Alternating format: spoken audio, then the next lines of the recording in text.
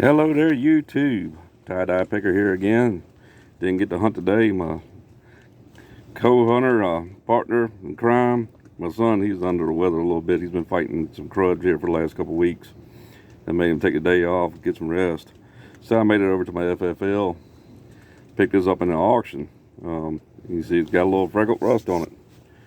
But this is, believe it or not, a very rare old bird to get your hands on. This here is a Marlin Glenfield 778. As you can see, that barrel goes on for quite a while. It's got a 38-inch barrel on this thing. These guns were built back in the late 70s, early 80s. With the Glenfield 778, there was only 1,238 of these things built with the extended length barrel. This is one of them. Some jerk carved his initials in the stock here. Mighty nice of them. And the stock has been cut down, as you can see here, and it's got a toe crack in it. But I've already remembered that. I found the original stock, and I've got it ordered and headed this way. This gun probably will not need to be re-blued. I can probably clean that up with some fraught steel wool and some good oil. Really don't want to re-blue it. Like I said, it's a rare old bird, one of 1,238 that was ever built. And like I said, the barrel goes on for days. I'm about 6'3". This thing almost comes up to my shoulder when I standing on the floor. So, key me on this thing was you see a lot of the Marlins 120s in the long configurations of 38 and 40-inch barrels. There was probably just under 7,000 of those produced. They do turn up from time to time.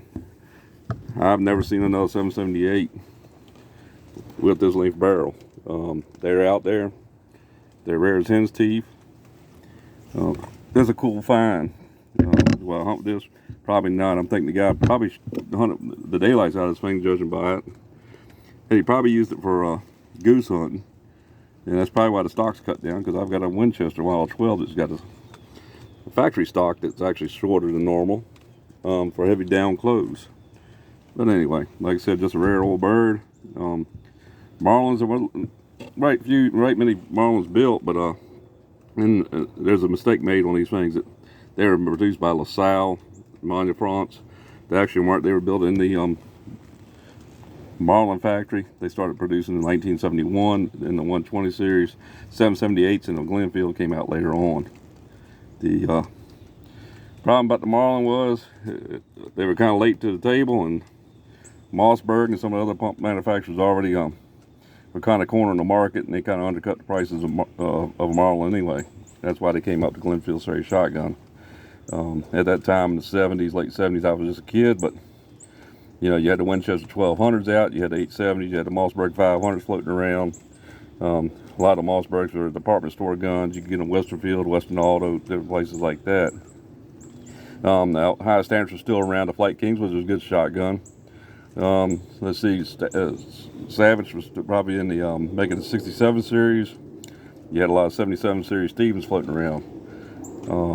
Not a bad shotgun, just a lot of internal parts, more springs than what you probably need. I always say the Stevens shotgun was over-engineered. You also had floating around at that time, let's see, the high standards.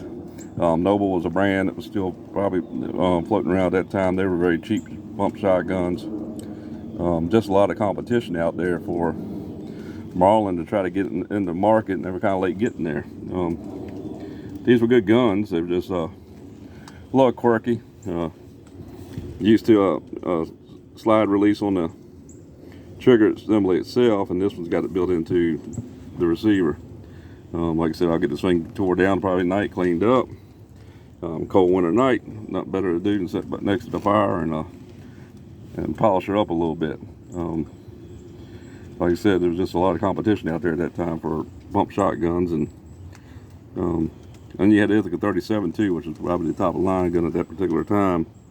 And Ithaca was just an awesome shotgun. I've got a few of those, but they were very expensive to build that monoblock receiver. This is a steel receiver on this gun for a 3-inch Magnum. Like I said, that's one of the things that people complain about these particular shotguns. They said they were awful heavy.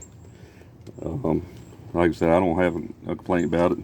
Feels lighter than that double to me, and heck of a lot lighter than that VR60 my son totes around.